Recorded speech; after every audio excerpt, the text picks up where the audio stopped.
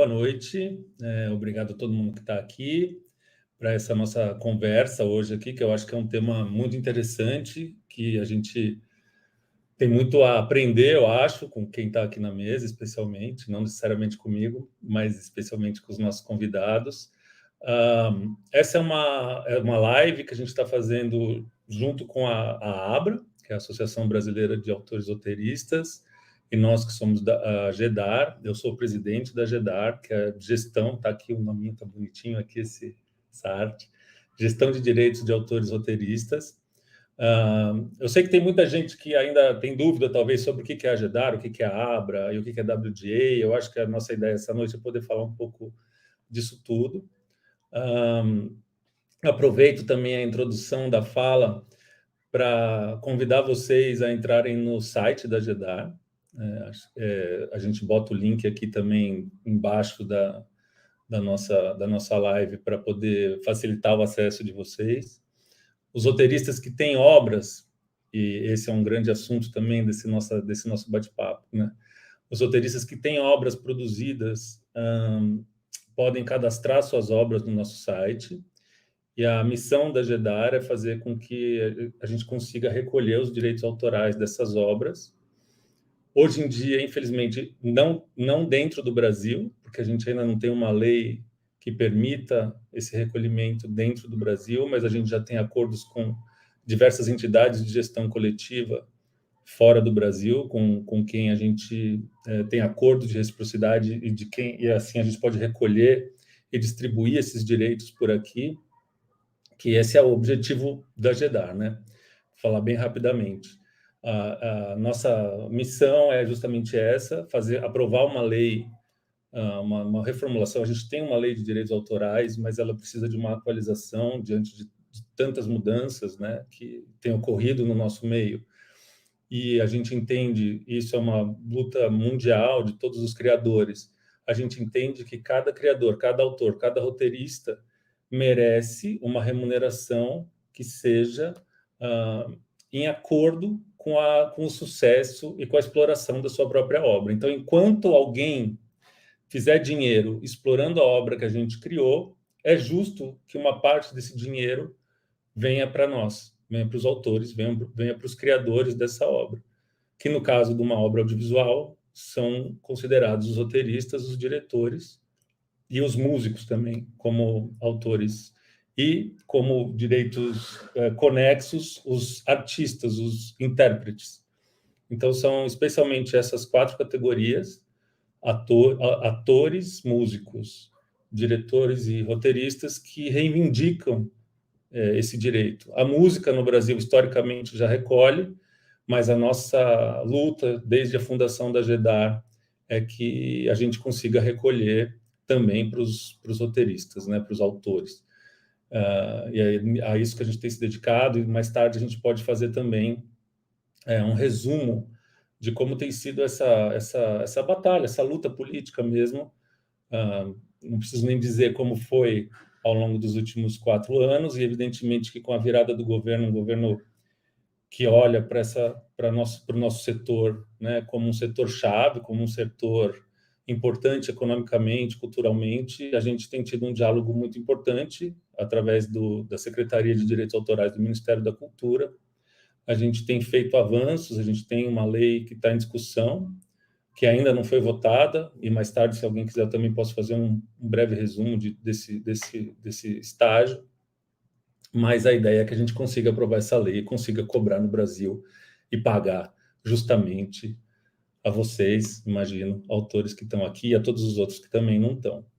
Para não estender muito mais nessa introdução, eu também quero chamar, evidentemente, os nossos convidados, a nossa mediadora, que é a nossa, como eu vou dizer assim, a nossa protetora, a nossa advogada, que comprou essa causa junto com a gente e que tem trabalhado incessantemente pelos nossos direitos, doutora Paula Vergueiro.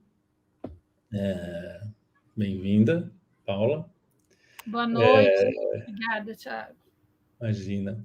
E aí eu acho que seria legal eu passar a palavra para você, Paula, e você chamar os nossos próximos convidados. Como te parece? Sim, está ótimo. Obrigada, presidente. Vou chamar para iniciar aqui a nossa conversa o Beto Scubes, roteirista brasileiro radicado nos Estados Unidos, que dispensa apresentação, né, conhecido aí já de todo mundo, principalmente pela obra que já está aí, não sei que temporada, Beto, mas são muitas, de Grey's Anatomy. E a Bárbara, agradecer ao Beto, né? Eu acho que o Beto vai nos dar aqui uma luz, uma orientação, né? Assim, todo mundo aqui acompanhou os 5 meses de greve como se fosse uma temporada, né? De uma série, como se fosse uma novela, como se fosse... A gente acompanhou e vibrou muito aqui com o final feliz, né? Da greve. E chamar a Bárbara Harrington, que é uma roteirista americana, radicada no Brasil, mas que também faz trabalhos nos Estados Unidos, o país natal. Bárbara foi me atualizava, né, constantemente, acho que ela também ficou lá, né, durante um bom tempo, durante a greve. Ela estava nos Estados Unidos e mandava notícias, mandava atualizações, e acho que a ideia dessa conversa surgiu quando a gente sempre fazia uma comparação, né, entre os dois mercados, os roteiristas. Acho que o recorte aqui é importante, né? Uma roteirista americana radicada no Brasil, um roteirista brasileiro radicado nos Estados Unidos, mercados tão diferentes, né? Mas que esse momento da história do audiovisual acaba unindo por conta da presença desses novos atores, né, em escala global, que são as plataformas de serviços digitais, as plataformas de streaming, né? Então, é claro que a gente sabe das imensas, né, diferenças que separam a indústria americana da indústria brasileira. A gente, né, sabe que isso vem, né, do nosso desenvolvimento tardio, né? O audiovisual independente no Brasil, ele começa a ganhar força há pouco mais de 10 anos, né? Com a lei da TV Paga de 2011, depois alguns editais que fomentaram, né, bastante a produção independente, e até a chegada dos streamings, né, que também, claro, né, ajudou o desenvolvimento do audiovisual, mas a gente sabe das grandes diferenças, né, entre os dois mercados, mas eu acho que o que a gente discute aqui também são os pontos de convergência. E aí o primeiro, é óbvio, é a importância do roteiro, né, para uma obra audiovisual, e essa importância é a mesma em qualquer lugar do mundo, né? Roteiro é o início, é a essência de qualquer obra audiovisual, seja um filme, seja uma série, uma novela, um programa de TV, né? E isso, então, de fato, faz com que, né, as diferenças diminuam. E outra questão da aproximação é justamente o que a gente já falou, né, a chegada das plataformas que tem contratos, né, mais ou menos padronizados, né, para roteiristas em todo o mundo, porque a escala de atuação dessas plataformas é global. Então, isso também acaba aproximando as duas realidades do audiovisual. Só que no Brasil a gente passou, né, a gente não tinha um mercado maduro, a gente não tem um mercado de proteção, né, dos autores roteiristas e também de outros talentos da cadeia, e a gente passa logo para uma preponderância de investimento, vamos dizer assim, dos streamings, ao contrário dos Estados Unidos, que quando eles chegaram lá, né, o mercado já estava maduro e já pôde, né, assim, se organizar para fazer um reequilíbrio das forças, né, que, na verdade, também as plataformas acabam, quando chegam, né, elas também acabam afetando esse equilíbrio, né, de forças na cadeia audiovisual. Então, a gente vai discutir hoje né, a cadeia, a indústria audiovisual americana, né, tão inspiradora por conta da força, né, da qualidade, né? A gente quer olhar para os roteiristas americanos, né, e também ter como fonte de inspiração, né, porque os roteiristas acabaram aí pela união e pela colaboração de toda a classe, arrancando, né, melhores condições dos estúdios. E a gente conversou muito com o Beto ao longo desses últimos dias, né, e ele falava da importância dessa união, da importância de todas as pessoas, de todos os roteiristas, né, que compõem essa cadeia, e, é claro, o sacrifício de alguns que estão, né, em condições mais favoráveis para que outros que estão embaixo, né, também possam alcançar essa proteção, essas cláusulas mais dignas, né? É claro, a gente também, né, a gente essa proteção, né, acho que grande parte do sucesso dos roteiristas americanos em termos de conquistas de direitos, né, ela vem até pela construção de um sindicato que existe, tal como é hoje, pelo menos, né, desde 1933, né, é uma realidade bastante antiga. Imaginem que o primeiro acordo básico, né, o primeiro acordo coletivo, vamos dizer assim, é da década de 40, então são muitos anos, né, assim, já de consolidação de uma rede de proteção, né? A gente sabe que o mercado, a indústria, o sistema de direito autoral nos Estados Unidos é o copyright, e, apesar disso, né, é um sistema que não tem o autor, pessoa física, como centro dos direitos, né, mas o acordo, né, o copyright é o direito da cópia, né, mas esse acordo ele é tão favorável, né, aos roteiristas, porque ele acaba agindo também não só em questões, né, do copyright, de autoria e de titularidade, mas de garantias trabalhistas. Então, isso é uma grande... Né, assim, e assim se faz essa grande rede de proteção dos roteiristas americanos, né, aí na luta das melhores condições de trabalho, né? E a gente sabe também que, assim, as condições de trabalho, né, de quem está no mundo de criação de obras intelectuais, essas condições são bastante alteradas quando a gente tem uma inovação tecnológica, né? Nesse momento, né, de disrupção, nesse momento, a gente tem as condições. E a inteligência artificial, que a gente vai falar aqui um pouquinho também, era uma grande preocupação dos roteiristas americanos, né, que pleitearam e conseguiram, né, que o acordo regulamentasse a utilização de ferramentas de inteligência artificial. Isso foi uma grande conquista que a gente vai falar. Então, quer dizer, hoje a gente vai aproximar essas duas realidades, né? Aproximar como é que os roteiristas conseguiram melhores remunerações. O primeiro, a gente organizou aqui um esquema em que o Beto vai ser o primeiro a falar, né? Porque ele vai contar um pouquinho desses 5 meses. Das conquistas. Eu tenho algumas perguntas, né, para fazer para o Beto, baseado em estudos que a gente aqui na GEDAR fez do acordo, mas eu acho que, como uma primeira intervenção, eu passo a palavra para o Beto para ele dar uma pontuada, né, nas conquistas, e depois a gente volta comentando.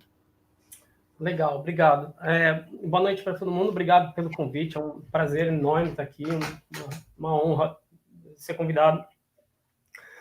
No dia 1º de maio desse ano, apoiado por uma votação positiva de 97% do sindicato, a WGA, que é o Sindicato dos Roteiristas dos Estados Unidos, declarou greve. O principal motivo é que, com o advento dos streamings, e os contratos ficaram defasados.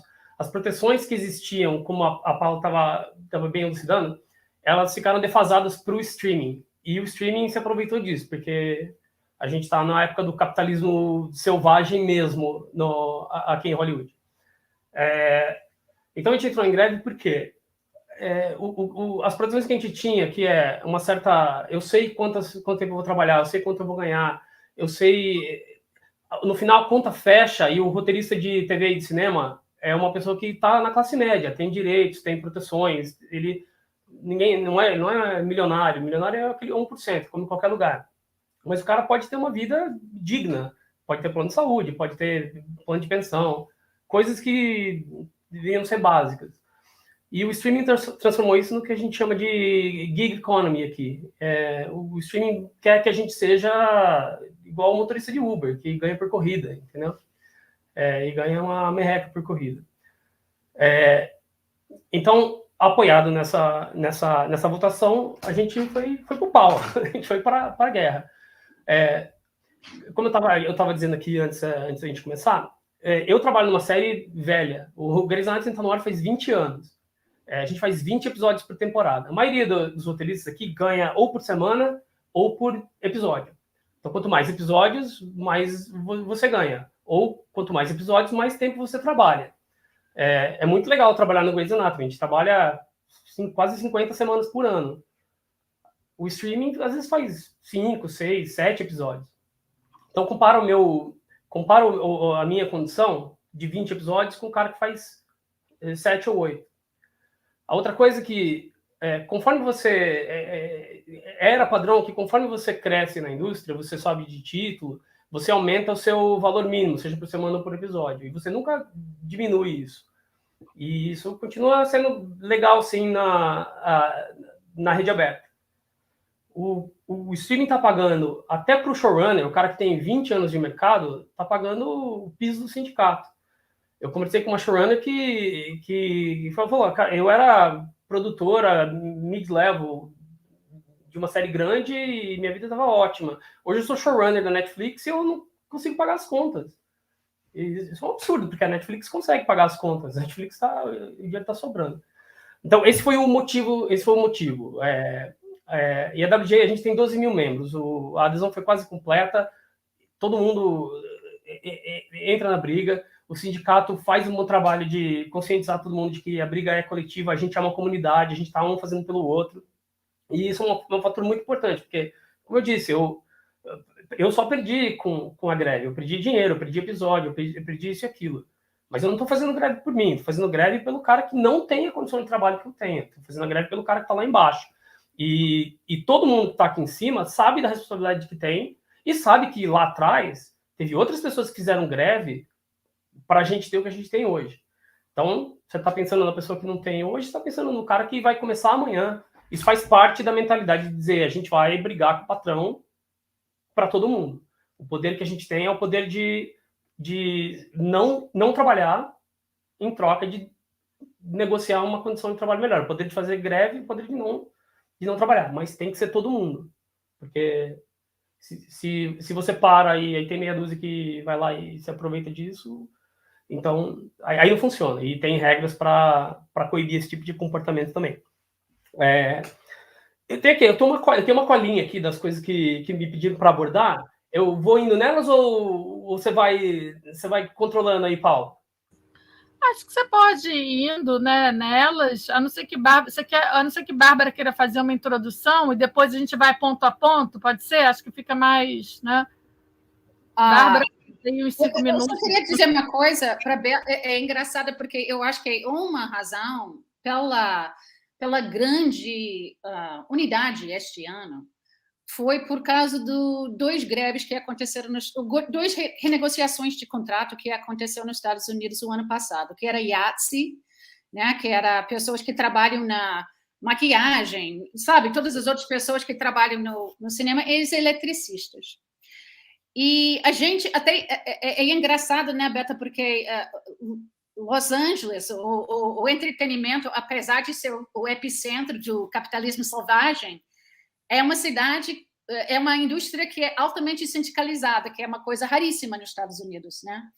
Mas enfim, o ano passado, IATSE, que era esse sindicato, quando eles estavam negociando, durante a negociação, um cara abriu uma coisa no Instagram, no Twitter, não lembro, Beto, talvez você possa me ajudar, que era sobre histórias das pessoas as pessoas estavam contando de como a vida era complicado por causa do dinheiro que eles estavam ganhando e a duração do dia de trabalho. Uma das histórias que as pessoas que trabalham na equipe de câmara é que eles viviam constantemente com infecção urinária porque eles não tinham permissão de ir para o banheiro durante o dia de trabalho.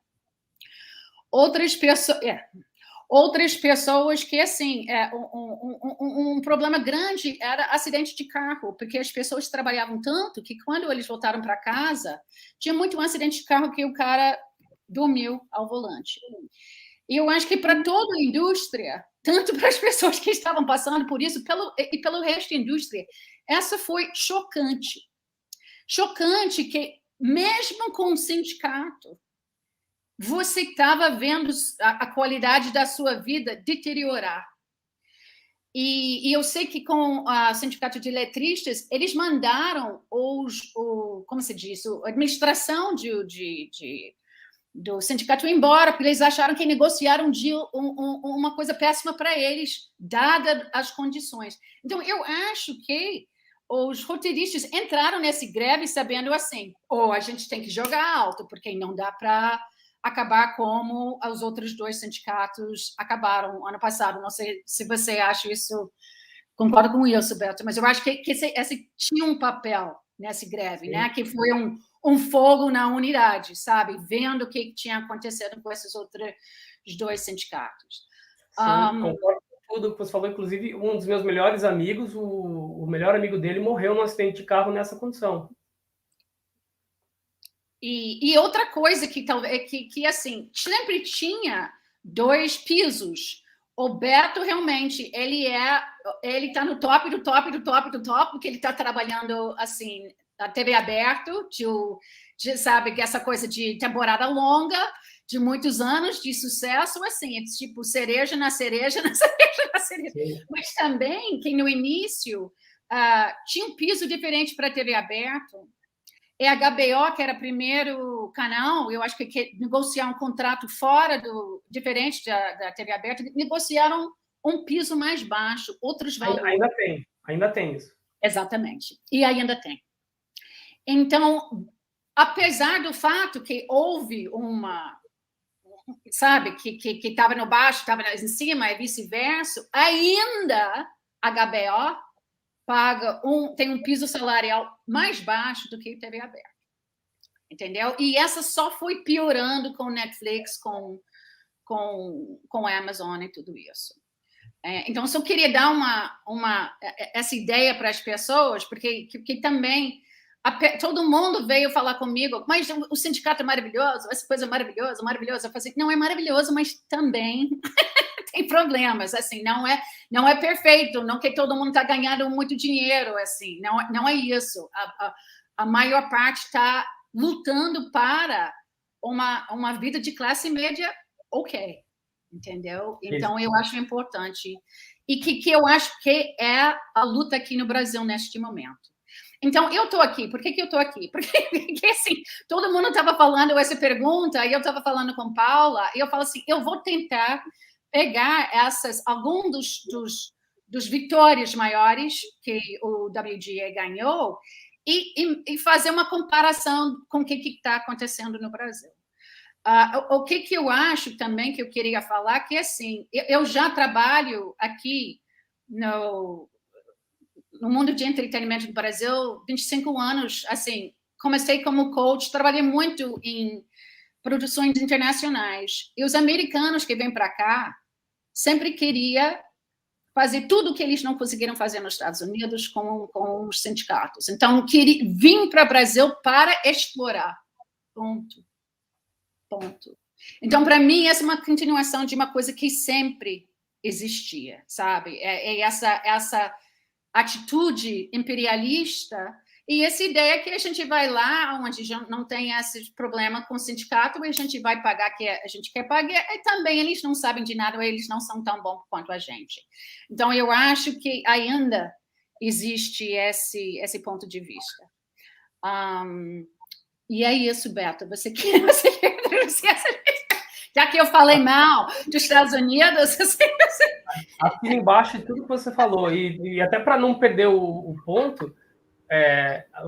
todo mundo sabia aqui que um dos principais motivos de prolongar a greve para os estúdios era porque eles estavam preocupados com a possibilidade da sindicalização nos outros mercados onde eles não precisam pagar isso. Então, a ideia deles era, quanto mais difícil for, menos o cara vai se inspirar para fazer isso em outro lugar. E eu acho um tiro no pé. Eu acho que eu acho que acabou sendo ao contrário. Se tivesse resolvido rápido, as pessoas não iam ter conversado tanto a respeito. Eu acho que eles acabaram inspirando os outros mercados a correrem atrás dos seus direitos também. Mas tudo que você falou, acima e embaixo, extremamente pertinente. E foi, né? Eu acho exatamente isso. Aqui as notícias a gente acompanhava diariamente, né? Assim, prolongou tanto que ficou uma expectativa. E a gente, né, tinha justamente isso. Quantas pessoas, né, vinham para mim, por que a gente não faz igual? Por que a gente não tem um sindicato? Por que a gente não faz uma greve? Porque as perguntas todas giravam em torno do que estava acontecendo aí, né? E as imagens que apareciam, né, aqueles cartazes também super engenhosos, super criativos, isso aí rodou o mundo, né? Foi notícia na Globo News aqui, né? A greve era notícia de Globo News, né? Então, realmente foi um movimento inspirador e que terminou bem. E aí, Beto, se você então puder passar, né, assim, os principais pontos, e aí depois a gente faz uma comparação com a triste realidade aqui do Brasil. Eu queria falar também, tá aqui na minha colinha, tá, ó, as dificuldades até o acordo. Eu queria assim, teve coisas desde assim, do surreal que você não acredita. Cara, como que pode? Por exemplo, aqui no Picket da Universal, que é aqui perto de casa, cara, que em Los Angeles é quente pra caramba no verão. É tipo acima de 40 graus no verão. E aí a Universal mandou podar as árvores na rua e iniciou uma obra para quebrar as calçadas na frente da Universal. É uma obra que a gente vai começar a fazer. Aí eles quebraram as calçadas, mas a gente só vai começar mesmo daqui a 3 meses. Tipo, desde esse nível, que é tipo surreal, quase cômico, até coisas assim. Os estúdios vazaram um artigo, um dos sites mais importantes da indústria é o Deadline, que trabalha para o estúdio, né? Vou ser sincero. E aí eles soltaram um artigo no meio da negociação que era um monte de executivos anônimos dizendo que assim, o nosso objetivo é esperar os roteiristas começarem a perder as casas, não conseguir pagar aluguel, começarem a passar fome. Literalmente, esses são os quotes dos executivos da indústria. E quando eles estiverem perdendo a casa e passando fome, aí a gente volta a negociar em melhores condições. Um outro disse que a ideia é que eles tenham um Natal muito frio. Como eu vi, quem foi o cara que achou que era uma boa ideia você ameaçar o Natal das pessoas, que era uma boa tática de negociação? A ideia é assustar, dizer, puta, a gente tá ferrado, né? Mas foi um tiro no pé, porque a base estava realmente em torno, e a base não tem nada a perder, porque, como eu falei, a galera estava recebendo por 3 semanas de trabalho, tipo, e que nem o pessoal brincava, né? Eles subestimaram a capacidade do roteirista de ser rejeitado, de falarem não pra gente. Isso é o nosso dia a dia. Ouvir não e mandar a gente embora. E isso a gente está acostumado. Então, teve isso. E aí, eventualmente, a SEG resolveu... A SEG é o Sindicato dos Atores. Resolveu se juntar também, ainda bem.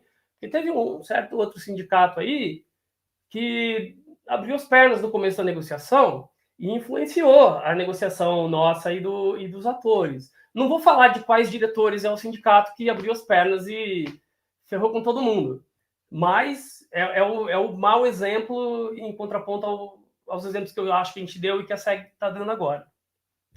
A gente fez ganhos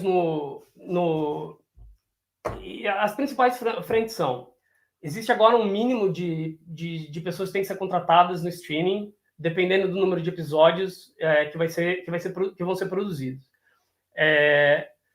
Por que isso? Porque os estúdios estavam fazendo um negócio que a gente chama aqui de mini room, ou development room, que é quando a série não tinha o green light ainda, eles colocavam uma sala de roteiro para desenvolver e escrever todos os episódios da série antes dela ser aprovada. Por quê? Porque se ela é antes de ser aprovada, você não sabe qual é o orçamento.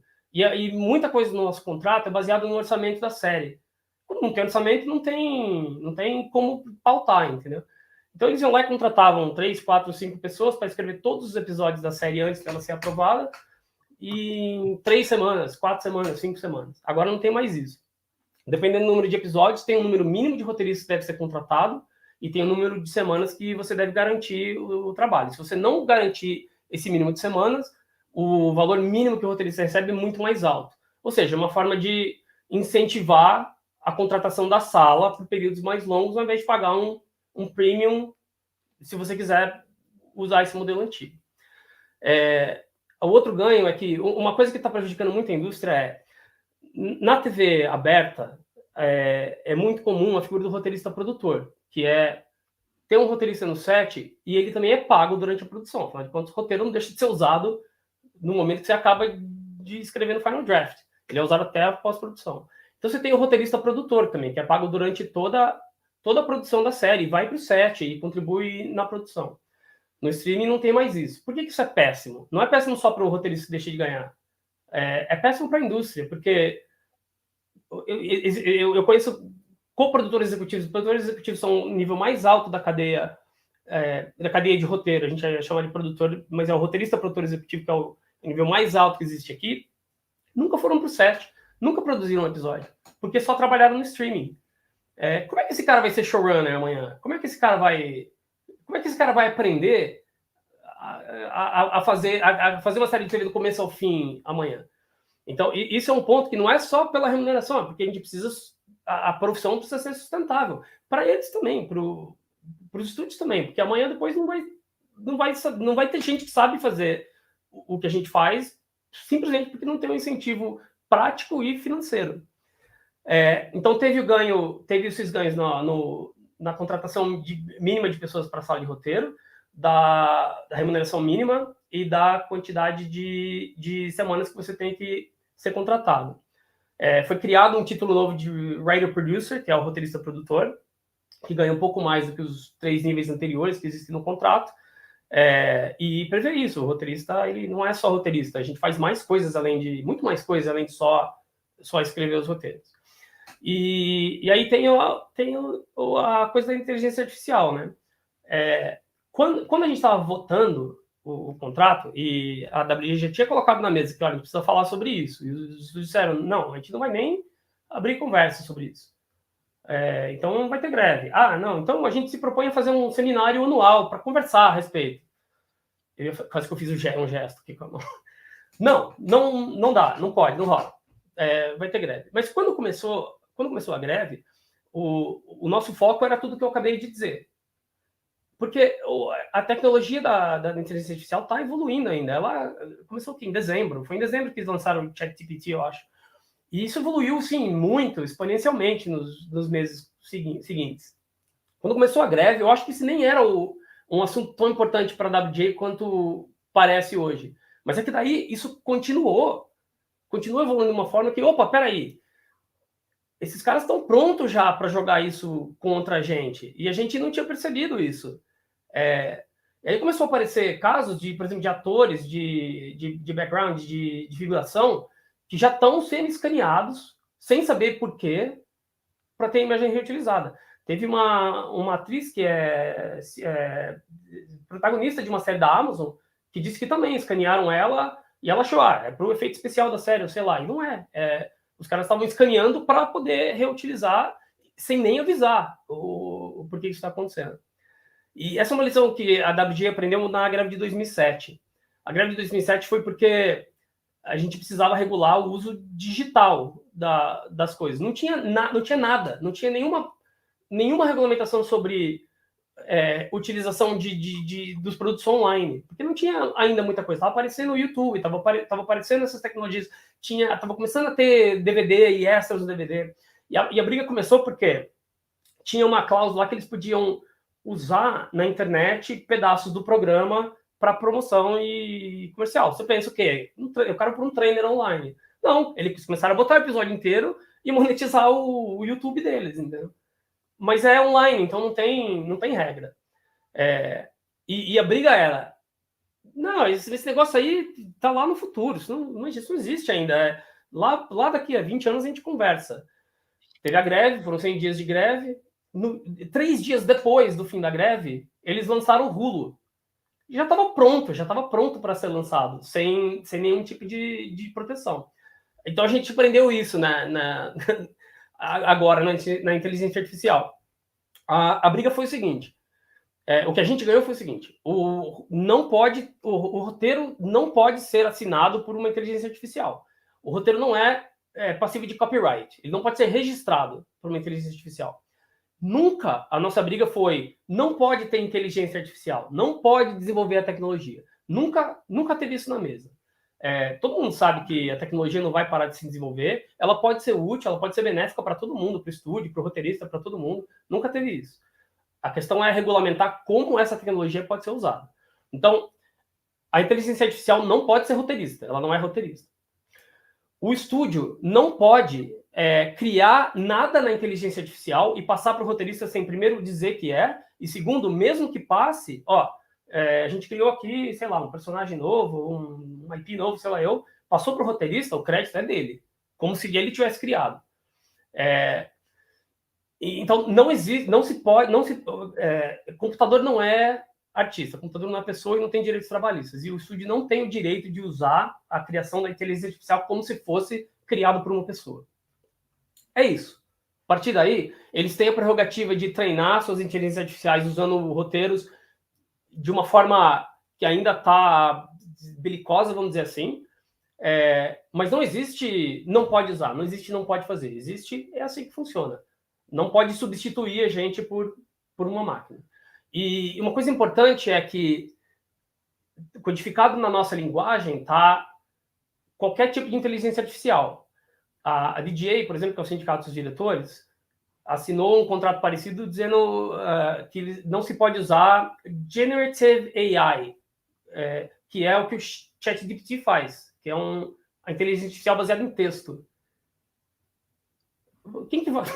Como que vão usar isso contra o diretor? Mas é só esse tipo de inteligência artificial que está previsto no contrato deles. Ou seja, se os caras inventarem uma outra inteligência artificial amanhã que dirige o programa, eles estão ferrados. No nosso caso, não. Nossa linguagem tem muita questão tem muito alçapão de linguagem que foi importante na nossa negociação também. Assim, por cima, esses são os ganhos, a menos que eu esteja esquecendo de alguma coisa, se alguém quiser me lembrar. O Beto, uma coisa que eu mandei isso para a Paula, né?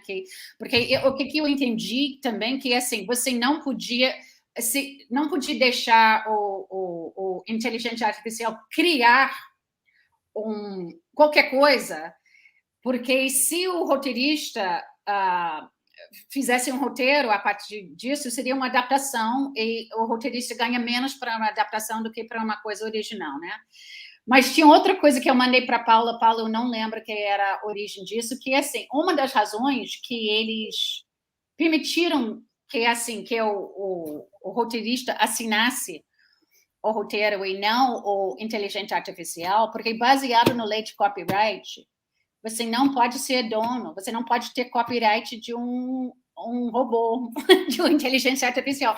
Então, precisam que o roteirista esteja lá para que eles podem comprar o copyright, contratar copyright desse roteirista, porque se tivesse um roteiro criado pela inteligência artificial, aí é uma coisa solta no mercado. Né? O Universal não é dono desse copyright, dessa coisa. Eu imagino que eles vão descobrir como fazer isso, mas por enquanto... Não fiz. O medo nosso é o seguinte, porque, embora tudo isso seja verdade, já era verdade antes da greve, o medo é o seguinte: o cara vai lá e o estúdio vai lá e manda o computador, escreve aí um roteiro do Homem-Aranha, sei lá. O copyright do Homem-Aranha já é dele. Agora, o primeiro tratamento também é dele. Como o roteiro está pronto já. Você não precisa contratar um roteirista e pagar o preço do roteirista completo para ele. Você só vai dar um tapinha aqui, só vai dar uma arrumadinha aqui, porque o computador já fez, entendeu? Agora, o computador não sabe fazer, o computador não faz isso direito. Eu fui brincar no ChatGPT, você manda ele escreve uma cena do Grey's Anatomy. Ele faz, é muito louco, ele formata tudo, é legal. Agora, lê aquilo antes de você ver se serve para alguma coisa, não serve para nada. Então, o medo é esse, o cara te dá o primeiro tratamento criado pelo computador, o computador é do estúdio, então o copyright é do estúdio. E você vai ser contratado para fazer um rewrite, para fazer uma reescrita, para trabalhar 2 semanas. E, na verdade, você vai fazer o trabalho inteiro. Você vai fazer tudo, entendeu? E o roteirista não é o cara que vai... Aí eu vou fazer uma reescritinha e vou fazer de qualquer jeito, entendeu? Para ganhar... Não é, o cara... Esse era o medo da exploração do trabalho. A segunda coisa é, eu não tenho certeza, vocês me corrigem se eu estiver enganado, que teve uma briga lá da Suprema Corte com alguém, e eles disseram que... teve um caso, eles disseram que o copyright não poderia ser da inteligência artificial. Mas eu acho que isso não está codificado em lei. Isso foi eu acho que foi uma coisa que abriu o precedente e espero que seja usado para codificar isso em lei. Mas não existe uma lei do copyright que diz que, por enquanto, que AI não pode ter copyright. Não, E isso foi uma decisão. Lei logo. Sim, isso foi uma decisão que recusou o arquivamento, o registro de uma obra criada pela inteligência artificial, né? Era uma história em quadrinho. Então, o órgão, o Copyright Office, recusou o registro, né, pelo robô, né, a inteligência artificial como autora. É claro que a decisão, né, ela tem ela não é assim, ela não fala inteligência artificial. A conclusão é, a inteligência artificial não é, né? Mas é claro que uma obra que tem a contribuição humana e a contribuição da inteligência artificial pode ser passível de proteção pelo copyright. Mas aí você tem que fazer quase uma rastreabilidade, né, do que foi a contribuição humana, o que foi a inteligência artificial. E, obviamente, né, o que vai preponderar é que vai dizer se a obra é ou não passível de copyright. Agora, de proteção pelo copyright. Mas isso, o órgão de registro, né, isso é uma decisão administrativa, vamos dizer assim. De fato, não tem ainda lei, né? Porque essa coisa da regulamentação... Diga. O nosso ganho foi esse. Se tiver alguma coisa que foi gerada parcialmente pela inteligência artificial e parcialmente pelo roteirista, o copyright é do roteirista, 100%. Esse foi o ganho que a gente teve, que não está codificado na lei, mas não pode dar copyright para a inteligência artificial no nosso caso. Isso. Inclusive, né, eu acho até que a gente conversou sobre isso antes, Beto, você me dizia que os estúdios já estão desenvolvendo as suas ferramentas de inteligência artificial, né? No final das contas, essa regra de regulamentação da IA hoje, né, pelo o novo MBA, ficou assim de bom tamanho para todo mundo, porque é como a Bárbara disse, né? Porque assim, os estúdios hoje, na verdade, se você for questionar quem é a OpenAI, não está aqui, né? Não é a signatária desse acordo. E ela é a dona da ferramenta, né, do ChatGPT, ela é a dona da ferramenta de IA. Então, se a gente for discutir a autoria, a gente poderia também discutir, será que a dona da ferramenta também não tem autoria? E, obviamente, os estúdios, né, não querem que esses agentes entrem nessa briga de titularidade, né, dos direitos. Então, a não ser que eles desenvolvam as suas ferramentas, os seus sistemas de inteligência artificial, essa questão ainda, né, de ter terceiros desenvolvedores, né, da inteligência artificial, que não são hoje, né, dominadas pelos estúdios, também eu acho que influenciou, porque, de fato, acho que terminou de bom tamanho para todo mundo, porque para o estúdio ter o copyright dele, né, ele precisa do humano fazendo a intervenção no processo, né? O humano é contratado dele, né? O que o humano criou, né, pela lei do copyright é dele.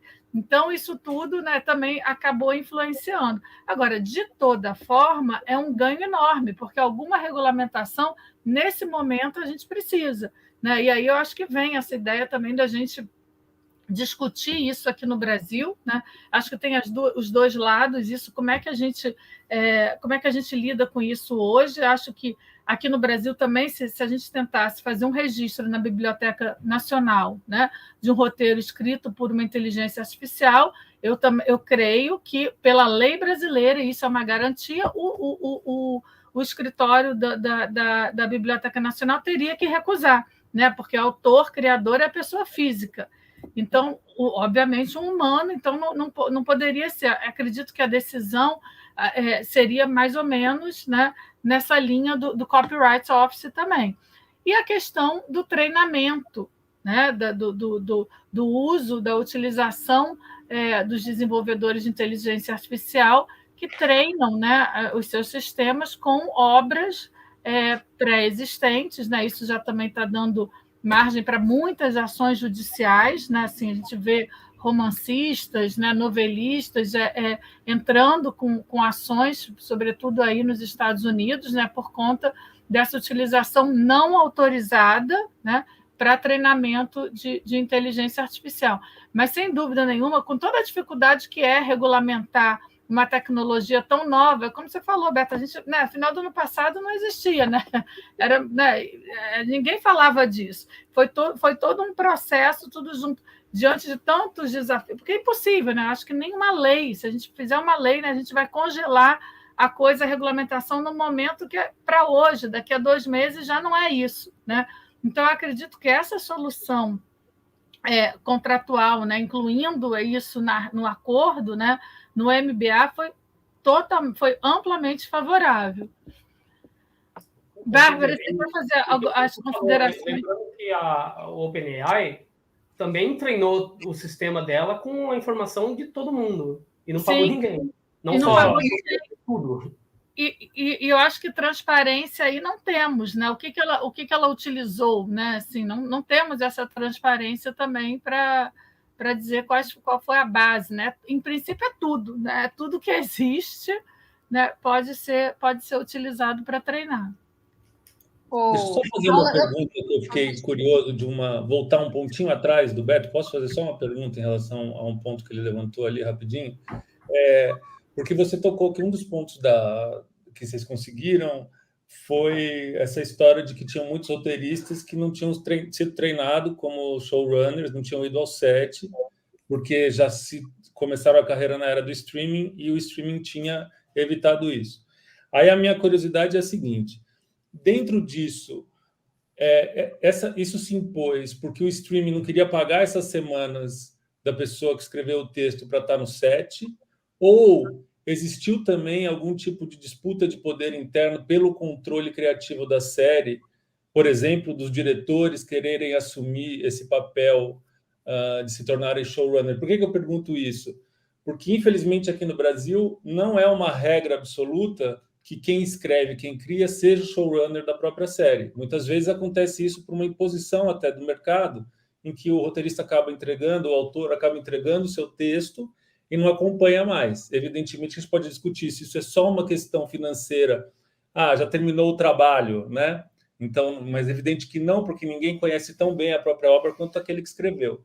Mas existe também uma disputa de poder aí, que eu vejo dentro da própria cadeia criativa, um pouco desse papel, né? E aqui é muito comum que diretores exerçam esse papel, numa distorção, pelo menos na proporção, para mim é uma distorção bem grande. Muitas vezes o diretor pega o texto e vai ser o showrunner de uma série que ele não conhece e vai executar aquilo e vai dar ruim, né? Então, essa é uma curiosidade que eu tenho, se isso aconteceu só por uma economia do streaming ou se houve também uma disputa interna aí.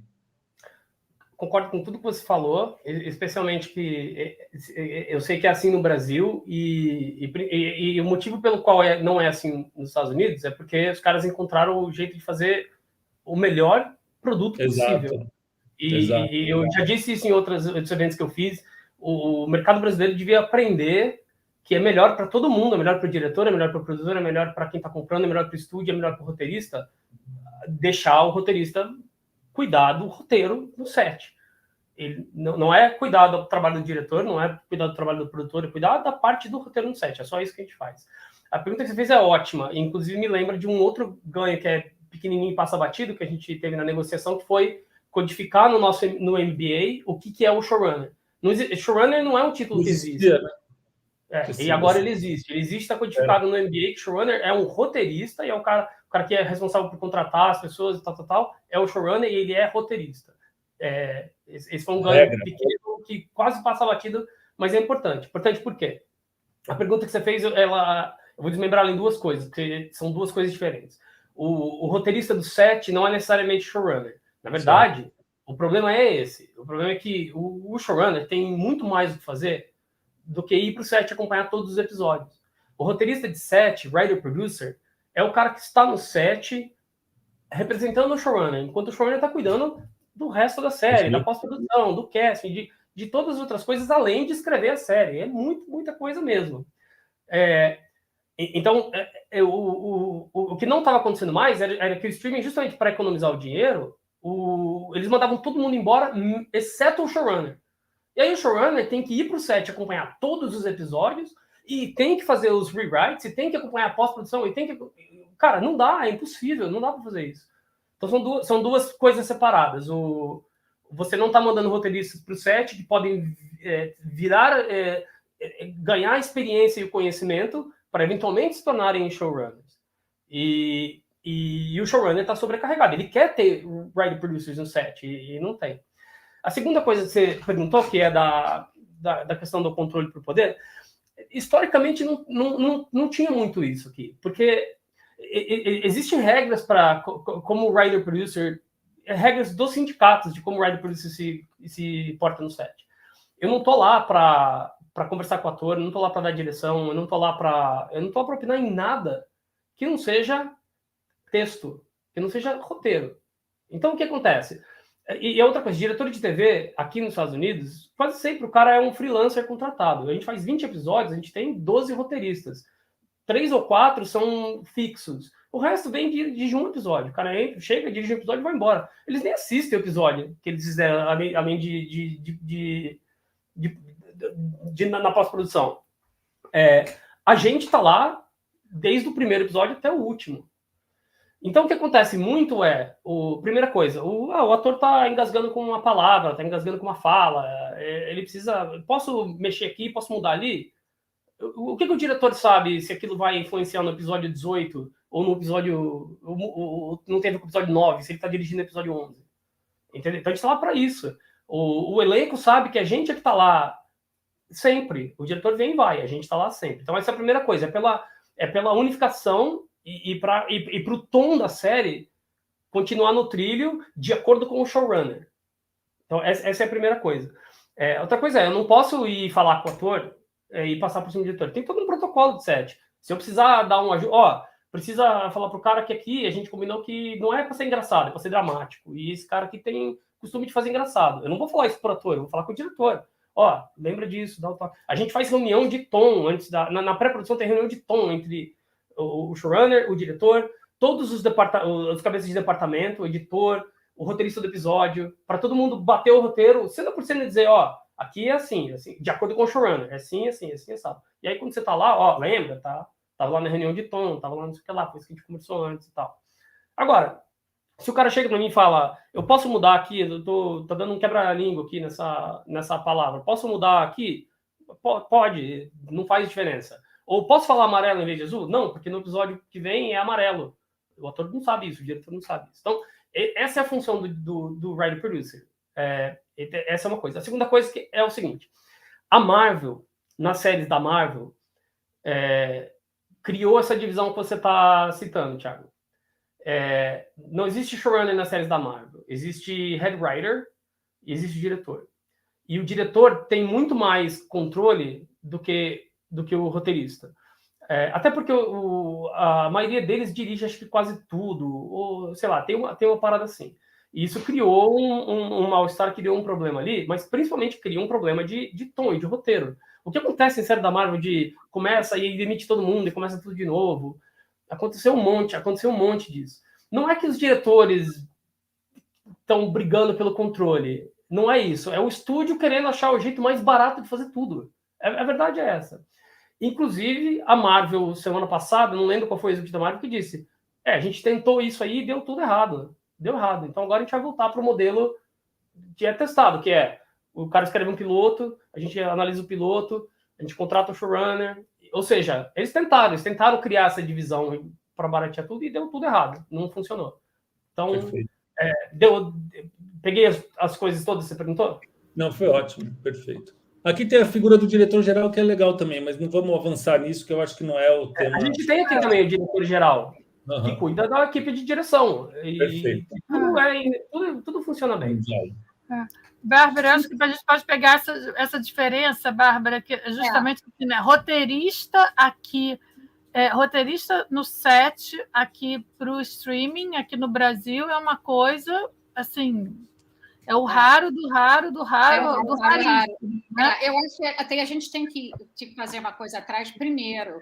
Você tem essas decisões muito claras nos Estados Unidos por causa dos sindicatos. Então, cada sindicato fala assim, só maquiador pode tocar essa coisa. Você não pega uma coisa da maquiadora, porque é estipulado no contrato, na coisa do sindicato. A gente não tem isso aqui. E eu acho que assim, essa pega muito ruim para roteirista. Por quê? Porque cada pessoa no Brasil pode assinar roteiro.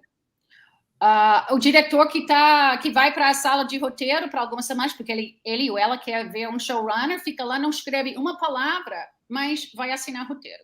E essa vem da Globo, né? Que você tinha uma diretor de núcleo, que assim, você escreve o roteiro inteiro na Globo, essa pessoa não faz nada e você obrigatoriamente tinha que colocar o nome dessa pessoa nos créditos do roteiro.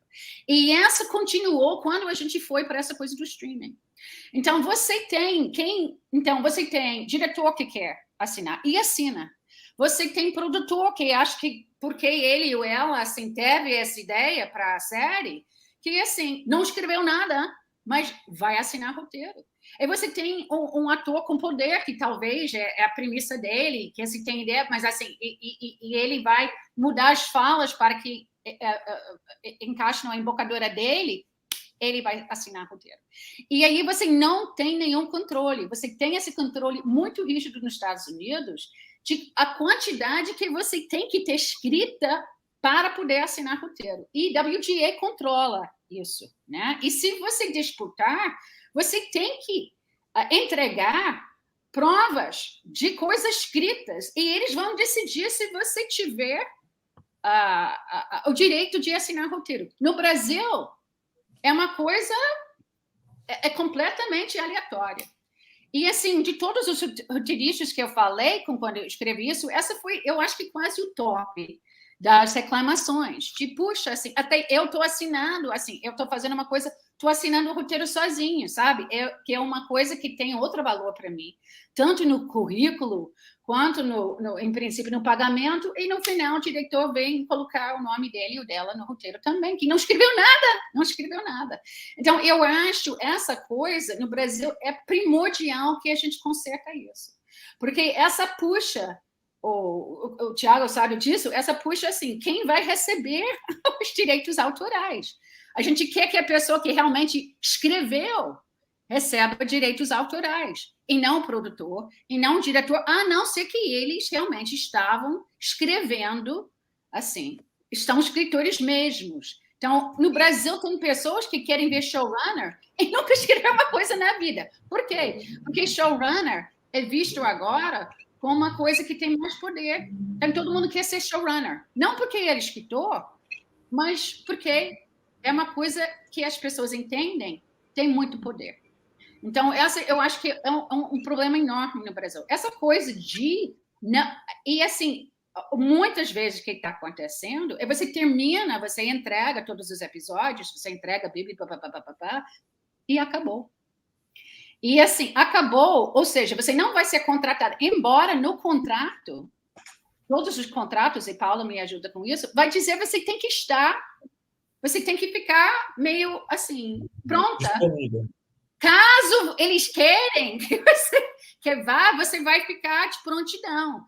Mas você não é efetivamente contratado. E o que aconteceu com isso também? Às vezes, porque o roteirista não está na set durante a filmagem, rola uma coisa entre os atores, eles decidem que a cena seria melhor se fosse assim, e o diretor, na ausência de roteirista que não foi contratado por isso, vai reescrever a cena baseado nas coisas que aconteceu na set de filmagem, e por causa disso vai pleitar que tem direito de assinar roteiro. Então, é uma coisa que complica muito. E eu acho que, assim, enfraquece.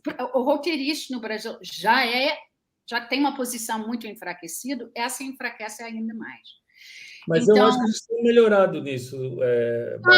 Estamos, mas mesmo assim ainda... A gente criou uma regra do WGA para que a gente tivesse... que a regra do 1/3, dos 33%, para que só pode assinar roteiro quem escreveu efetivamente pelo menos 1/3 do roteiro. E só fazer uma defesa...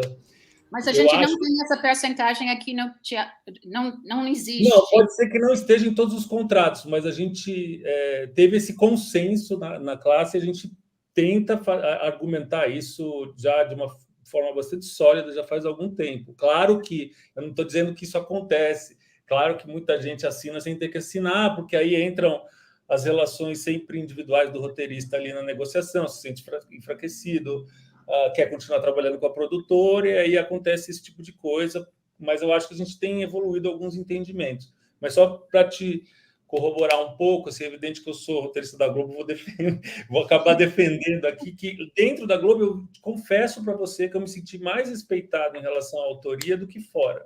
Total. Eu te digo que as produtoras, para mim, eram mais... Eu já estou há muito tempo lá, mas as produtoras tinham muito mais esse problema, a meu ver, do domínio do diretor como uma força criativa do que a Globo. A gente tem mais, assim, te ligam justamente quando tem dúvida para você discutir, ler texto junto com o elenco, você participa.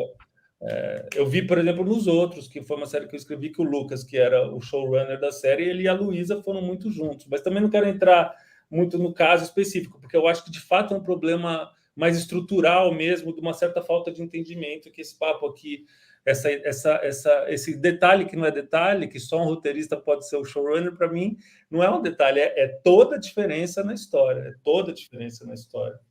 E aí, Paula, não sei se você quer fazer mais algum comentário, eu tinha uma última pergunta só que eu achava importante, até para tentar juntar com a Gedar, mas eu também não quero dominar aqui e te escuto, mas era só mais uma que eu tenho.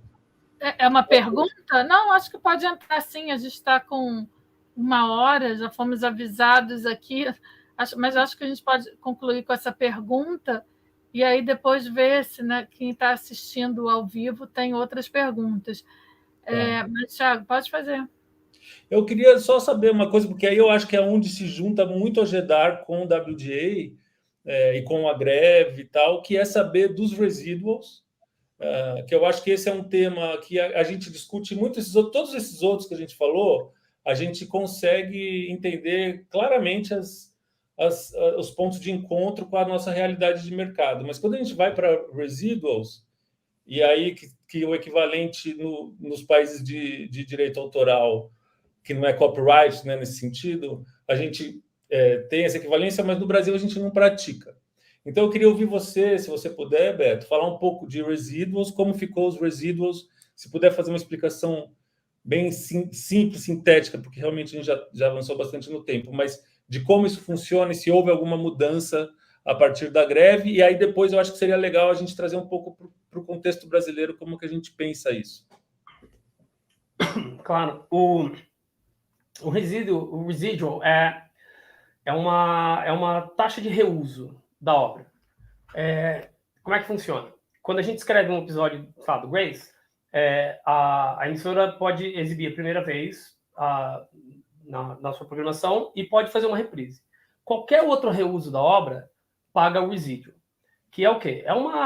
Tem uma equação lá que eu não sei exatamente o que ela é, mas é uma fração muito, muito, muito, muito pequena do lucro de cada reuso. Então, por exemplo, aqui tinha uma época que tinha um negócio chamado syndication, que era quando o programa de TV ele é revendido para todas as emissoras pequenas que estão retransmitindo, tal.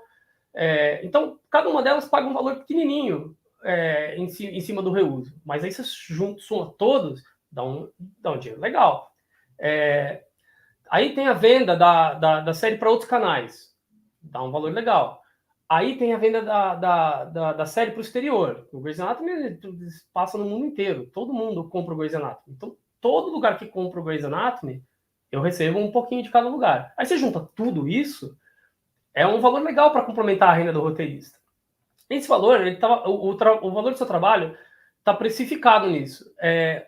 Uma coisa que é importante de lembrar é que, assim, às vezes, durante a greve, eu vi as pessoas que estão criticando a gente, dizendo, no meu trabalho eu não vou lá e faço o negócio e fico ganhando pro resto da vida. Eu sei, mas você não é roteirista, você não tem um sindicato que te ajudou a ganhar essas coisas e tal. Talvez você tenta ser roteirista, vamos ver o que acontece. Mas isso está precificado no trabalho. Se não tivesse o residual, o salário seria maior. Entendeu? Não é um agrado, não é uma recompensa, não é um brinde que você está dando para o roteirista. Está precificado no trabalho. Para o cara receber o que é justo, o residual faz parte. É isso. É um risco que o roteirista está assumindo junto com o produtor de se der certo eu ganho mais, se não der certo eu ganho menos. Entendeu? Então, isso eu acho muito importante de lembrar. Enfim, isso é o residual, mais ou menos por cima. Aí o que acontece? Aí aconteceu o streaming.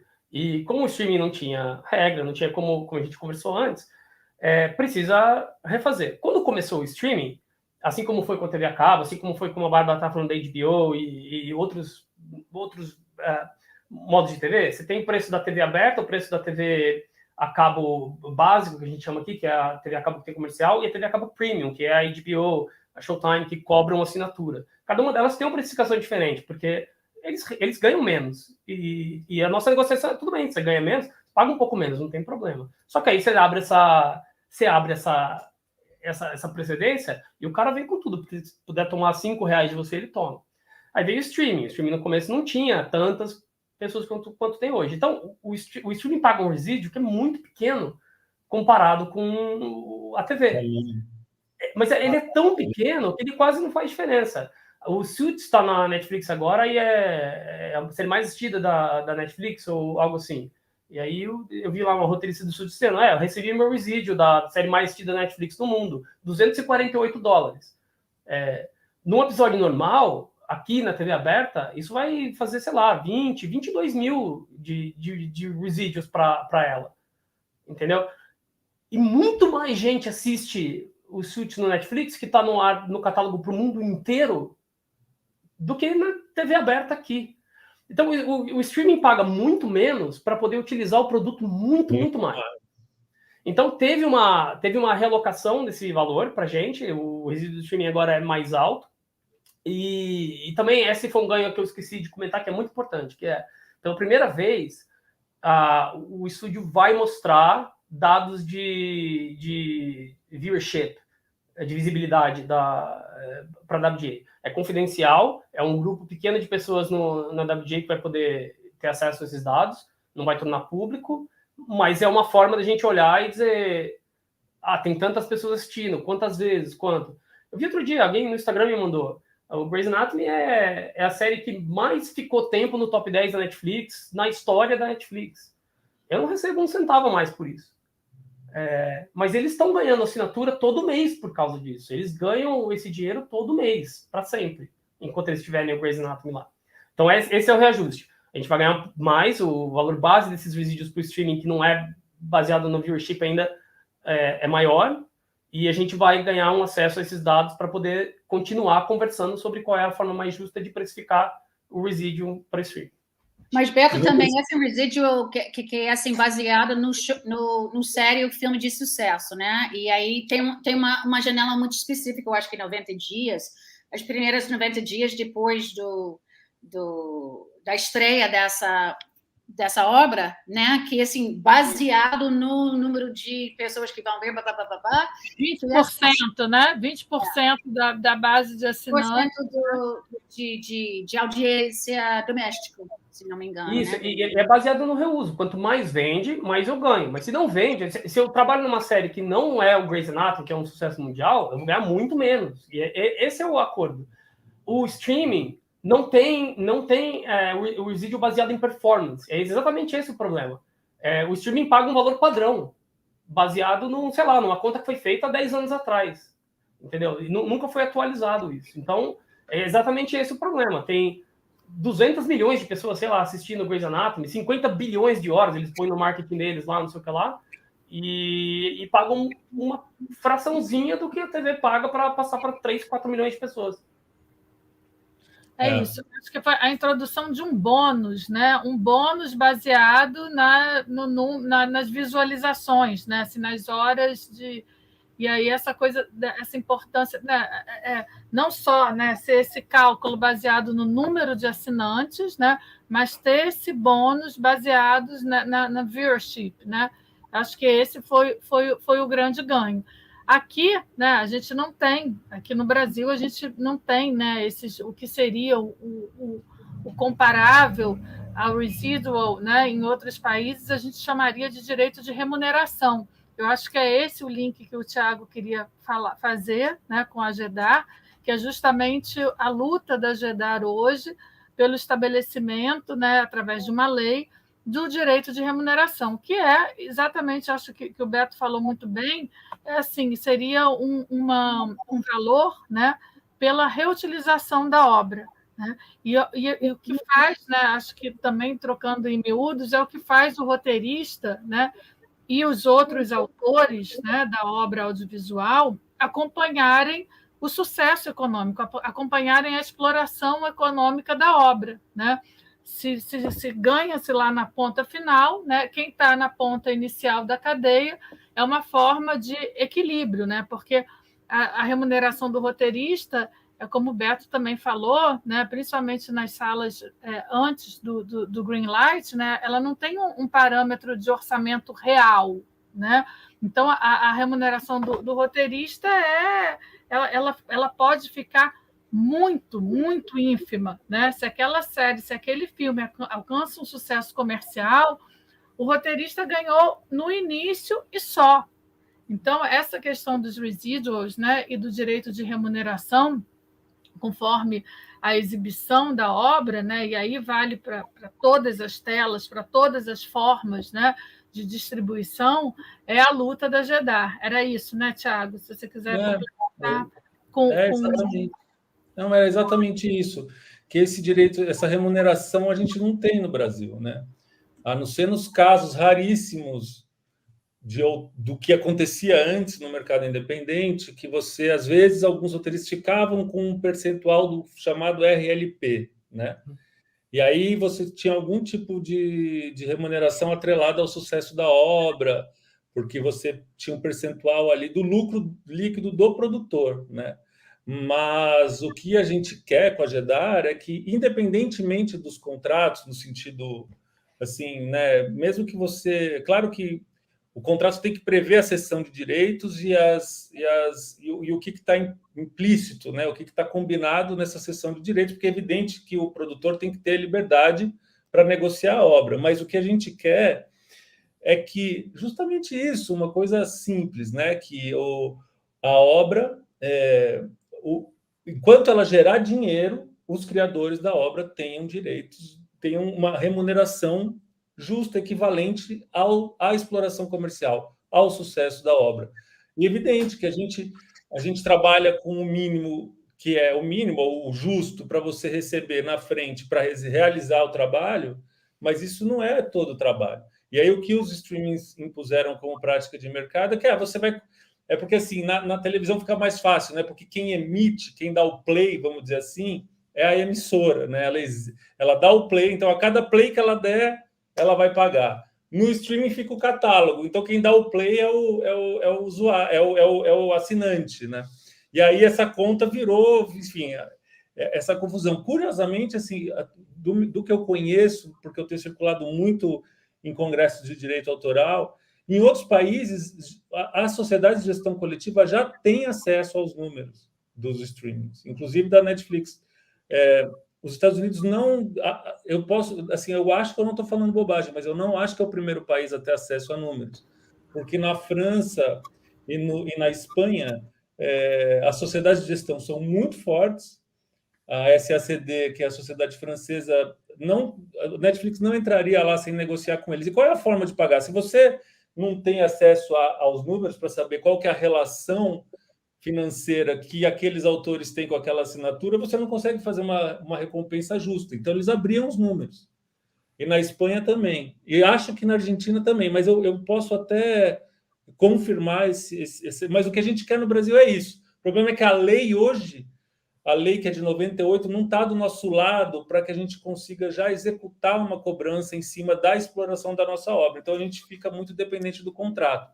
E como a gente não negocia o contrato coletivamente, a gente entra mais fraco. E por isso que a importância das nossas sociedades de gestão, da ABRA, da conversa dos roteiristas, para evoluir. Eu vi que teve uma pergunta em relação a sindicatos, sempre tem, mas eu sempre acho isso, Eu acho que o que dá força à WGA não é a palavra sindicato, não é o formato sindicato, mas a própria união da classe. É isso que legitima, é isso que traz força de negociação coletiva, mais do que ser sindicato de fato. Assim. Claro que sindicato é um tipo de organização mais forte, mais trabalhista, mais tradicionalmente respeitada. Mas eu tenho a impressão de que o que confere legitimidade ao WGA é a própria união, é o próprio trabalho de conexão dos roteiristas, né? E o fato de que a gente não pode trabalhar para os estúdios que... Aí muda tudo. É entre os estúdios isso. Mas a ideia é justamente essa. Os estúdios não podem contratar um roteirista sem estar de acordo com a WGA. Se um roteirista que não é membro da WGA faz um projeto para o estúdio, ele pode o primeiro. E a partir do primeiro ele tem que entrar na WGA. O estúdio não pode trabalhar com quem não é WGA. Agora, aí vem o que você falou, que é lá atrás, quando se iniciou isso, todo mundo teve que entrar junto. Todo mundo teve que entrar junto. E aí sim, se não tivesse isso, se não tivesse todo mundo dizendo para todo mundo, não teria WGA, não teria negociação coletiva, a gente não teria as condições que a gente tem hoje. Perfeito. Tá ótimo. Bárbara, você quer fazer alguma consideração final aí sobre... Não. Eu só queria dizer que é importantíssimo, que em todos, para os atores também, você não trabalha se você não fizer parte do sindicato, se não estiver no sindicato. Então, também você não quer se queimar com o sindicato. Você nunca quer fazer qualquer coisa que vai te colocar numa posição de risco com o sindicato, porque significa que você não vai trabalhar de novo. Entendeu? Você não vai trabalhar de novo. E essa é uma alavanca muito importante que os sindicatos têm. Eu só queria dizer uma coisa, que eu acho muito importante que as pessoas saibam, que assim, a maior parte do roteirista que está trabalhando assim nos streamings agora recebe por entrega. Não tem um salário fixo, não sabe se vai receber aquele mês, o contrato é por entrega, não só por entrega, mas por várias etapas, né? Se você vai fazer uma Bíblia, você talvez tem 6 etapas, e cada dessa etapa você vai ter uma entrega, e essa entrega vai passar por 2, 3, 4 pessoas que vão ter que aprovar essa entrega. A Paula estava me dizendo que agora até essa está ficando mais forte nos contratos, né? Eles estão tentando fortalecer essa ideia que não é só entrega, é entrega e aprovação. Para mim, essa não tem nenhuma outra pessoa no mundo audiovisual que trabalha nesse esquema de entrega e de aprovação. Imagina se o ator fizesse uma cena, o diretor não gostou da cena, e o diretor fala assim, Ade, hoje você não ganha, porque não vai ser legal. Mas essa que os roteiristas estão passando, né? Que é assim, você fez seu trabalho, você entrega, você tem que receber. E não só que passa para as aprovações, mas passa para as aprovações depois de todas essas aprovações, que o cara vai emitir a nota. Então, talvez você vá receber um mês depois, entendeu? Então, não tem ninguém na equipe de filmagem que está nesse esquema de pagamento, de entrega, entendeu? Eu acho que esse é um ponto muito forte para que os roteiristas negociam, porque o fato que eles estão nessa situação completamente, eu acho, abusiva e singular. Ninguém está trabalhando nesse mesmo esquema. E, enfim, eu acho isso é forte para mudar essa situação. Posso fazer um comentário em cima disso? Porque isso é um absurdo mesmo. É um absurdo mesmo. E aqui funciona assim. Aqui também tem um pouco disso, mas é assim que funciona. Tecnicamente, eu tenho 3 contratos diferentes. Eu tenho um contrato como membro da sala, eu tenho um contrato como produtor, e aí, quando eu escrevo um episódio da série que eu levo crédito, é um terceiro contrato. Eu recebo o meu salário para participar da sala de roteiro. É para isso que eu recebo salário. Quando eu escrevo um roteiro, aí sim, eu tenho um contrato separado e custa $40 mil de drama, 1 hora stream, é $40 mil. Então, quando eu escrevo um roteiro, eu assino um contrato também com entrega. Eu preciso entregar o primeiro outline, o primeiro tratamento, o segundo tratamento e tal. É um contrato separado, mas eu recebo o meu salário para fazer todo o resto que eu faço na sala, para participar de todos os episódios, porque a gente cria tudo coletivamente. É só a entrega do roteiro que recebe separado. A gente ganha o salário para estar lá. A questão é que aqui só tem esse segundo, né? Só tem o pagamento atrelado às entregas, né? Não tem esse contrato, né? Essa remuneração, que eu acredito que seja em base semanal, esse primeiro por estar na sala? Depende do nível que você está. Dos primeiros 3 níveis da WGA, que são os níveis de roteirista, é semanal. A partir do terceiro, ou quando você entra no nível produtor, isso é engraçado, porque existe roteirista produtor no título, sabe? A gente, né, poderia chamar de outra coisa. Por que existe roteirista produtor? Porque no meu contrato, o estúdio tem que pagar, além do valor que paga para mim, tem que pagar, acho que 12% para o fundo de plano de saúde e 8% ou 10% para o fundo de pensão, né? Em cima do meu valor como roteirista. Aí o estúdio pensou, e se a gente chamar eles de produtor? Daí não é roteirista, não precisa pagar esses 20% a mais. Então, é por isso, parte do meu contrato é como roteirista, mas o meu valor de roteirista é o mínimo do sindicato. A diferença é como produtor, entendeu? É por isso que existe isso.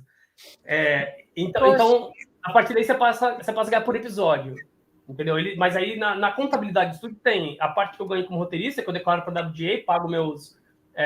eu não sei como chamar disso em português. Contribuição, né? Uma contribuição em cima do valor que eu recebo, só da minha parte como roteirista. E da minha parte como produtor é separado.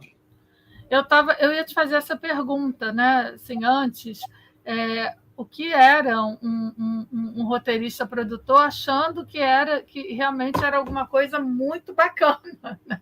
Assim, é bacana, porque daí o que acaba acontecendo bom, já que está pagando como produtor mesmo, vamos mandar produzir, né? Então a gente faz isso. Eu trabalho como produtor também. E não, de uma certa forma não tem problema, porque na minha opinião, eu prefiro eu cuidar da minha para onde vai o dinheiro do que deixar o sindicato cuidar disso. Então tem ali uma parte que o sindicato cuida, até porque, principalmente por causa do plano de saúde. O plano de saúde da WGA é um dos melhores dos Estados Unidos, é muito, muito bom. E se você sabe qualquer coisa sobre o sistema de saúde aqui, você sabe que é um lixo. A coisa mais triste dos Estados Unidos é o sistema de saúde. Então a gente tem um puta plano de saúde que custaria muito caro, menos do que eu ganho no meu caso. Mas o cara que está lá começando tem o mesmo plano de saúde do que eu, ganhando muito menos dinheiro. Então é por isso que é bom, por isso que é importante. Então uma boa parte disso é distribuída entre os membros de uma certa forma. E a diferença eu recebo direto. Então é legal, não deixa de ser legal. Mas começou por causa disso, para não ter que pagar pensão e plano de saúde. Entendi, boa. Bom, a gente já está caminhando para o final. Eu acho que sempre fica uma pergunta que é geral, né? Assim, qual é a saída, né? Para onde vamos, né? Como é que a luta pode agora ser direcionada, né? A gente começou falando da inspiração que foi a luta dos roteiristas americanos, né? E como é que isso pode nos inspirar. Mas o fato temos que ir para algum lugar, né? Porque, como a Bárbara colocou, as situações estão piorando, né? Cada vez mais, e isso tem a ver também com os orçamentos cada vez mais enxutos, né? Eu acho que, no primeiro momento, o streaming também ofereceu condições bacanas e muita gente se animou, né? Assim, foi uma injeção de ânimo, né? Aqui no Brasil. E agora também reflexo aí desse encurtamento dos orçamentos, a gente vê essas questões que a Bárbara falou, problemas com pagamentos, roteiristas trabalhando em salas com mais de um mês, né, sem receber o pagamento. Às vezes você vira um mês e, como não tem aprovação nas entregas, né, isso causa uma situação que todos nós já vimos, né, de roteiristas trabalharem por mais de um mês sem receber.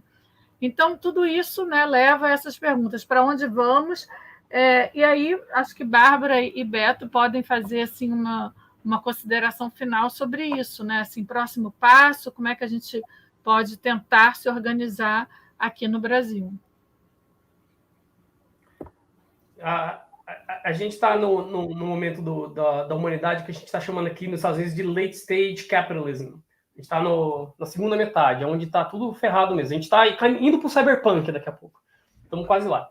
Os estúdios vão tirar de vocês, da gente, de todo mundo, se puder tirar cada centavo. Olha só, a minha série, que é uma série enorme, gigante, com orçamento gigante, que ganha tanto dinheiro no mundo inteiro.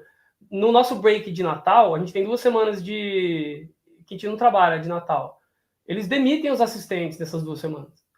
Os nossos assistentes que ganham, sei lá, algumas centenas de dólares por semana, eles não trabalham na semana de Natal. E é de praxe a gente dar bônus de Natal para a equipe de apoio. Esse bônus de Natal era para o cara comprar um presente de Natal, era para ele viajar para casa ver a família e tal. Agora a gente tem tirado do bolso o bônus de Natal para o cara poder pagar o aluguel no Natal. Porque o estúdio viu que a gente dá o bônus de Natal e tirou o salário do cara. E, cara, isso é meia dúzia de amendoim pro estúdio, sabe? É uma merrequinha desse tamanho, assim. Ó. Então, tô dizendo isso por quê? Porque tem dinheiro, sim, tem dinheiro pra caramba. Entra lá depois no site da WJ, olha lá o valor quanto os caras ganham de receita, quanto é de lucro operacional. Olha lá quanto que eles ganham, olha quanto que eles gastam. Tem dinheiro pra caramba. Se não tem dinheiro, não faz, velho. Não faz a série, não faz série se não tem dinheiro. Se não tem dinheiro pra fazer, não faz. Se você tem dinheiro pra fazer, faz. Então, começa por aí. Não se assustem com a retórica do estúdio de, não, se for assim, daí não vai ter trabalho para ninguém mais. Vocês vão quebrar o negócio. É tudo isso que eles fizeram com a gente nesses 5 meses, e todo mundo sabe que é bobagem isso, mas a gente tem o valor da proteção da negociação coletiva e de negar o trabalho. Na minha opinião, o único jeito de brigar com o estúdio é se unir. Eu não sei se precisa ser sindicato ou se não precisa ser sindicato. Não entendo da lei de trabalho no Brasil, mas se todo mundo que é bom no Brasil, todo mundo que o mercado demanda, todo mundo que o mercado precisa disser, eu só trabalho se for nessas condições, para mim e para todo mundo, o estúdio tem que aceitar. Ou o produto dele decai, diminui. E se o produto decai e diminui, ele perde dinheiro. É só assim que ele negocia. Se ele perder dinheiro, se pagar a gente é melhor do que o quanto ele vai perder, aí ele paga. É isso, é pura matemática, é simples matemática. Talvez deva existir um movimento de conversar com o estúdio, de conversar com o produtor brasileiro, de conversar com o diretor brasileiro, de que, olha, se vocês pagam a gente melhor, se a gente ganha mais, se a gente tem condição de não ter que ter 3 trabalhos para poder escrever o roteiro, o produto é melhor. Se ele for melhor, você vai vender ele mais. Aí você vai ganhar mais dinheiro, eu vou ganhar mais dinheiro, tu vai ganhar mais dinheiro. Se o roteirista puder ir para o set, ajudar do jeito que eu expliquei, ele não vai chegar lá e mandar em tudo, não é nada disso. É para melhorar o produto para todo mundo. Você vai ganhar mais dinheiro, eu vou ganhar mais dinheiro, todo mundo vai ganhar mais dinheiro. O estúdio, o mercado, todo mundo só quer saber de quanto dinheiro vai ganhar no final. Ou você cria uma condição onde o cara tem que pagar mais para ganhar o dinheiro, ou você convence ele de que existe um meio termo aí, ou as duas coisas. É assim. Mas todo mundo tem, a minha opinião é essa, enquanto tiver o cara lá em cima dizendo isso não é problema meu, aí vai ser difícil. Eu acho que assim, a questão de como que a gente consegue ter uma alavanca, né? Como que a gente vai ter, assim, se tiver um sindicato, essa dá a gente a poder que a gente precisa para negociar com um certo poder, ou não é esse o caso. O caso é, que eu acho que a gente está falando aqui, a casa é unidade, sem ou com um sindicato. Paula, você talvez, Tiago, você sabe também, eu não sei se a gente está falando isso antes de começar a gravar, né? Se fundar uma reunião, se Abra virasse um sindicato de roteiristas, os players, as plataformas teriam legalmente que negociar com eles ou não. Então, para mim, essa é a questão de tudo. Se essa não dá, ou eu não sei como você fala isso, negociação coletiva, collective bargaining, aí, por que ter? Entendeu? Aí é a reunião mais importante. Uma coisa que eu gostaria de dizer é que, assim, como o Beto estava falando, assim, olha, essa reunião não foi... Essa greve não foi tanto para mim, foi para as pessoas mais embaixo. O que eu gosto de dizer, a gente está falando todo dia sobre inclusão, diversidade, a própria Globo tem mentorias com roteiristas indígenas, roteiristas afro-brasileiros, é uma coisa que realmente tem... É impossível que a gente tenha diversidade numa sala se a gente não oferece condições de receber que qualquer pessoa pode ser roteirista, não só uma pessoa que tem um parceiro rico, vem de uma família tradicional, tem muito dinheiro no banco. Porque quando a gente está falando de diversidade e inclusão, se a gente não está pagando as pessoas, assim, regularmente, uma coisa que dá para pagar a vida, então, para mim, todo esse papo de inclusão não significa nada. Porque, na prática, você está dizendo só pessoas ricas, só pessoas que vêm uma família que pode apoiar ele, pode trabalhar na sala de roteiro. E outras pessoas que não têm esses recursos, tchau, tchau, beijo, beijo. E outra coisa que eu só queria dizer isso, eu acho que a gente tem muito... Encerrar mesmo, só a última coisa. Que a gente tem que... Eu esqueci, Thiago, agora. Porque